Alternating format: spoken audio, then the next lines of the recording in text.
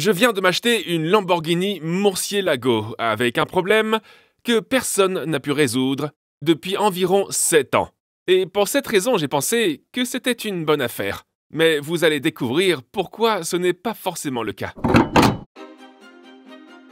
Vous avez probablement vu la vidéo dans laquelle j'ai été invité à Everyman Racing parce qu'ils avaient 2 Lamborghini Murcielago qui prenaient la poussière depuis 7 ans. Et voici une Lamborghini Murcielago. Je ne sais pas ce qu'il en est pour vous, mais je crois que tout arrive pour une raison. Alors, quand j'ai eu l'occasion d'acheter une Murcielago pas chère qui avait besoin d'un tout petit peu de travail, eh bien, j'ai sauté sur l'occasion. J'ai toujours rêvé de posséder une Murcielago. Depuis toujours, c'est la voiture à l'affiche. Voir cette voiture dans tant de films et d'entendre le rugissement du V12, c'est quelque chose qui a fait naître mon désir de plus en plus. Je n'ai jamais été en mesure d'en acheter une. Et pour être honnête, je ne le suis toujours pas. Ce qui rend cette décision encore plus compliquée.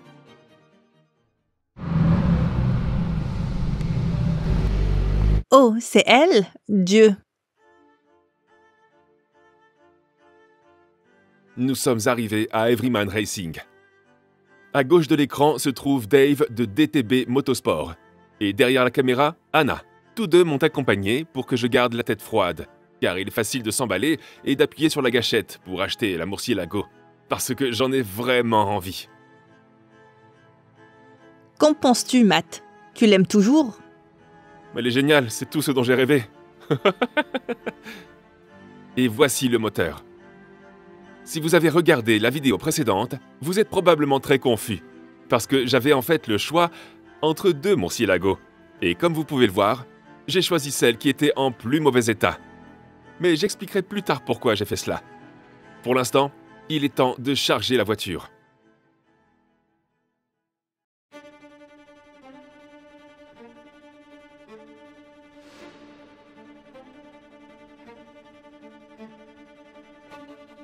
Comme la Murcielago n'a ni moteur ni boîte de vitesse, nous avons dû faire un effort d'équipe pour la pousser sur la remorque.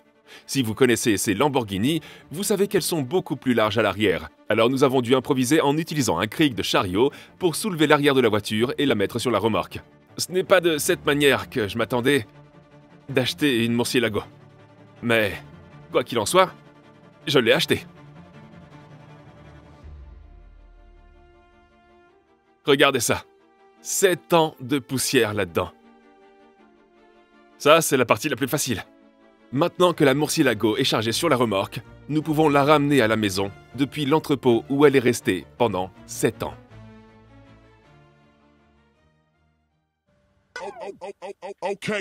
Je sais que beaucoup d'entre vous pensent probablement que j'ai complètement perdu la tête. En fait, vous savez déjà que j'ai perdu la tête. Mais il arrive qu'on achète des voitures avec son cœur plutôt qu'avec la tête, car il s'agit très certainement du plus gros projet que nous ayons jamais entrepris. Et je sais que je le dis à chaque fois, mais chacun d'entre eux surpasse le précédent. Il y a beaucoup de place pour un grand moteur V12 ici, avec la boîte de vitesse manuelle. Mais malheureusement, il n'est pas encore là. Mais ne vous inquiétez pas, parce que je vous expliquerai tout dans une minute. Pour l'instant, il faut sortir la Murcielago de la remorque. Et nous y voilà. Donc, par où commencer avec cette voiture ? Je pense que nous pouvons commencer par passer en revue les points positifs de la voiture. Ne vous inquiétez pas, ce ne sera pas long. Tout d'abord, il s'agit d'une Murcielago. Ce qui signifie qu'elle est équipée des portes Lamborghini. Ça signifie également qu'elle est équipée de prises d'air Batwing.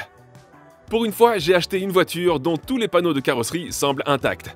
Elle est équipée d'un moteur V12. Bah, ici c'est pas le cas, mais c'est normalement le cas. Et d'une boîte de vitesse manuelle. Ça, c'était avant. Il s'agit d'une Murcielago modèle 2022.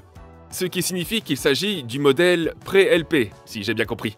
Mais je pensais que c'était uniquement une voiture Lamborghini, rien à voir avec l'Allemagne. Mais il ne faut pas grand-chose pour commencer à trouver des logos Audi dessus. Et donc après tout ça, eh bien, c'est à peu près tout.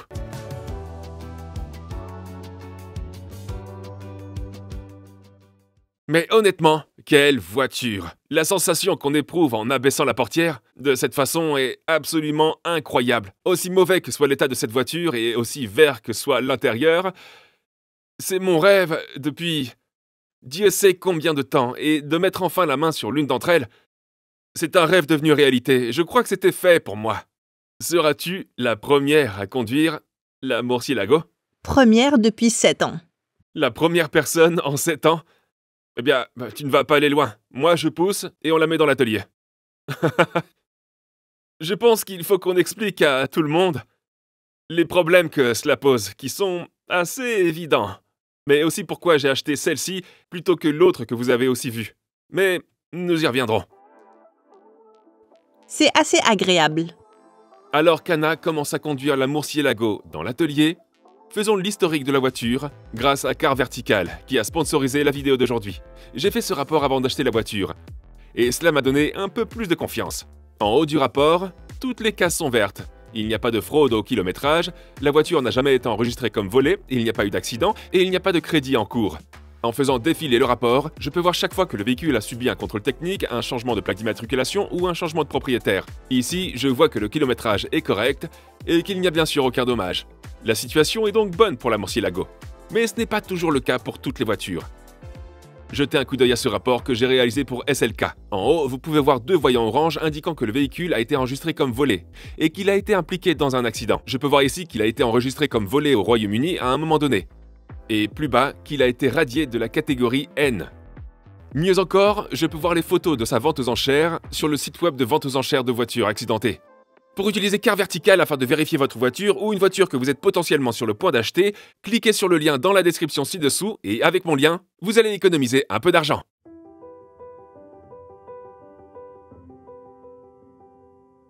Tout d'abord, bienvenue dans mon nouvel atelier. Nous avons des rampes, nous avons des lumières, et maintenant nous avons une Murciélago à moitié vide.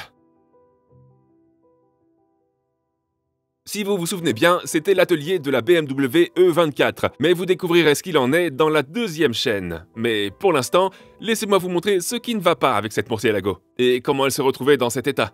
Tout d'abord, il est évident qu'il n'y a rien ici, et qu'elle est couverte de poussière, parce qu'elle est restée à prendre la poussière pendant 7 ans.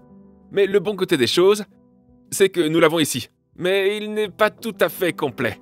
Tout ce matériel est dans des boîtes. Il y a des boulons partout, et je suis même pas sûr que certains éléments proviennent de cette voiture. Ça va être un véritable cauchemar d'essayer de déterminer ce qui va où et quelles sont les pièces manquantes.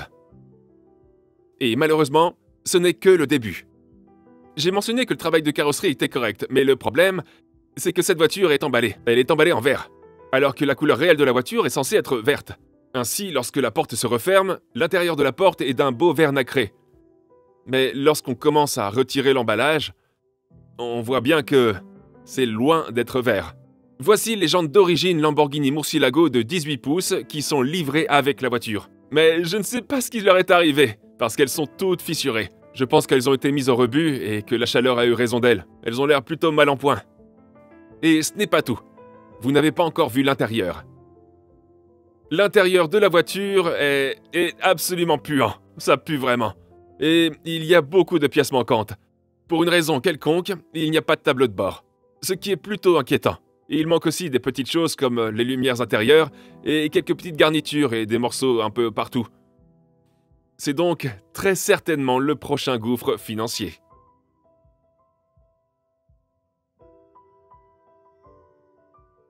Mais à part ça, ça semble être une bonne voiture.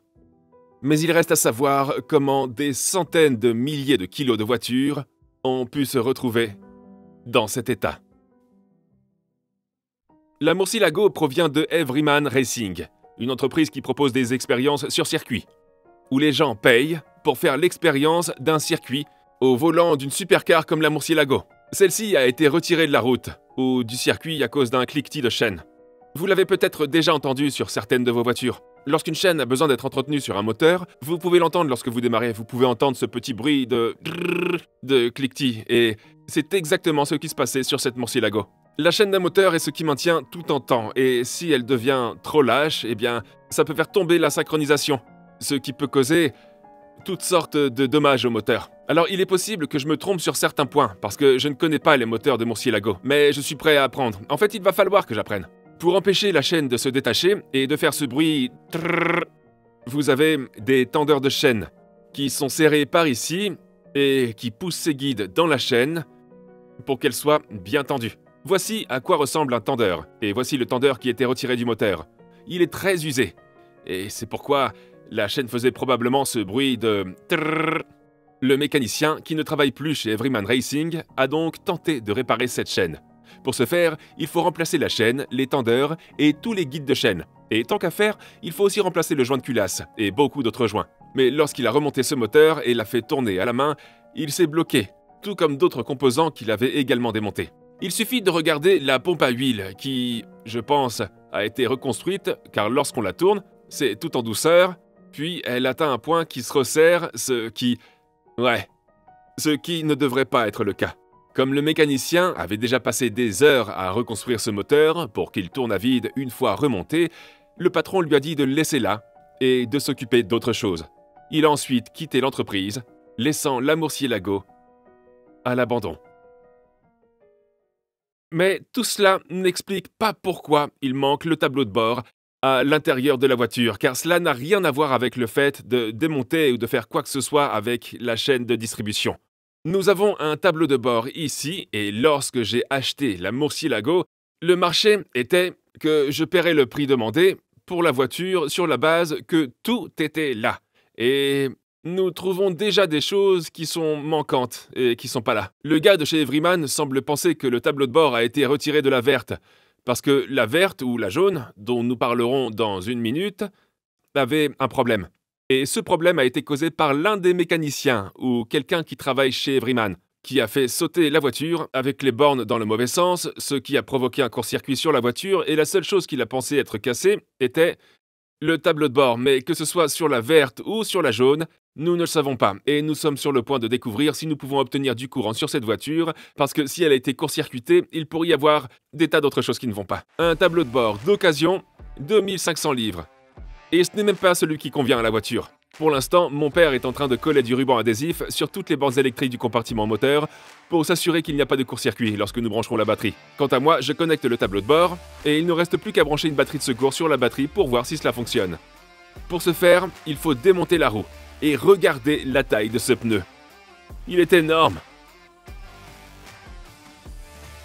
Mais avec la roue enlevée, je peux enlever le panneau de la batterie pour accéder à la batterie qui se trouve bizarrement derrière.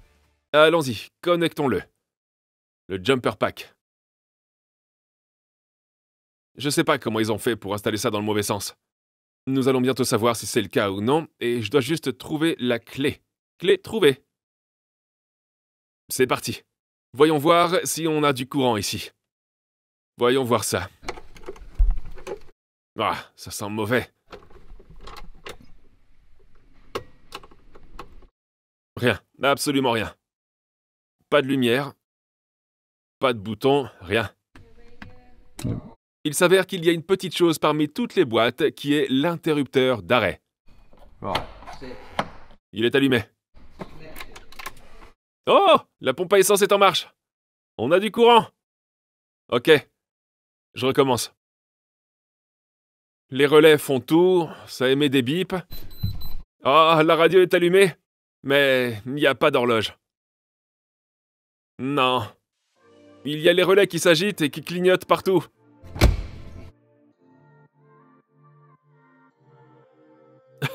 Les fenêtres fonctionnent à peu près? Ouais, non, on n'a pas d'horloge. Ah non! La batterie étant connectée et tout le reste de la voiture fonctionnant, il fallait maintenant s'occuper des fusibles. N'endommage pas l'intérieur? Mon père a enlevé les sièges et nous avons pu accéder à tous les éléments qui se trouvaient derrière. Mais permettez-moi de vous parler du choix que j'ai fait entre les deux Murciélago. Pour ceux qui ont regardé la dernière vidéo, vous avez pu voir qu'il y avait deux Murciélago, une jaune et une verte. La jaune se trouvait à l'intérieur d'une remorque et nous n'avons pas pu la voir en détail, mais la voiture était complète. Elle avait un moteur, une boîte de vitesse et ne semblait pas en si mauvais état. La raison pour laquelle j'ai choisi la verte plutôt que la jaune était principalement le prix. Mais en revenant à l'intérieur, nous avons vérifié tous les fusibles et aucun n'a sauté. La prochaine chose à faire est donc de vérifier que les horloges sont bien alimentées. Ce qui est le cas. Cela signifie que le seul problème se situe au niveau du combiné d'instruments et que la seule façon de le découvrir est de commencer à le démonter. Pour en revenir au choix des Murciélago, il est évident que la Murciélago jaune était beaucoup plus chère que la Murciélago verte. La Murciélago verte était encore dans les limites de mon budget. Et je pense toujours que j'ai probablement payé trop cher pour cette voiture. Je suis convaincu qu'une personne normale n'aurait pas payé le prix que j'ai payé pour cette voiture. Mais la différence entre moi et une personne normale, c'est que nous sommes 500 000 qui peuvent tout apporter leur pierre à l'édifice et essayer de reconstruire cette voiture. J'espère donc que tous ensemble, en tant que collectif, nous pourrons m'aider à la remettre sur la route, car j'aurai vraiment besoin de cette aide. Il doit y avoir quelque chose de cassé ici. Je suis presque sûr qu'il sera moins cher de le réparer que d'acheter de nouvelles horloges, ou même des horloges d'occasion pour 2500 livres. Et vous savez quoi? Mon père a trouvé quelque chose, et cela montre à quel point mes yeux sont vraiment bons. Juste ici, vous pouvez voir un tas de résistances qui ont toutes brûlé, et ces résistances à remplacer vont probablement coûter quelques livres, même pas. Et si c'est le seul problème qu'on a, on pourrait bien en sortir gagnant. Salut. Mais un problème comme celui-là ne sera qu'un des nombreux problèmes de cette Murciélago, et ce sera un voyage en enfer. Et rien que de penser que tout cela a commencé par la reconstruction d'une Audi TT sur le parking d'un restaurant, c'est absolument génial. Et je ne pourrais pas le faire sans vous tous, les gars. Donc, merci beaucoup pour votre soutien, vos abonnements, vos likes, et même d'avoir regardé jusqu'à ce moment de la vidéo. Nous avons beaucoup de choses à faire, alors merci beaucoup d'avoir regardé cette vidéo. Si vous l'avez appréciée, abonnez-vous et cliquez sur le bouton like. Et quant à moi, je vous verrai dans la prochaine vidéo. Peace out. Oh, ça pue là-dedans.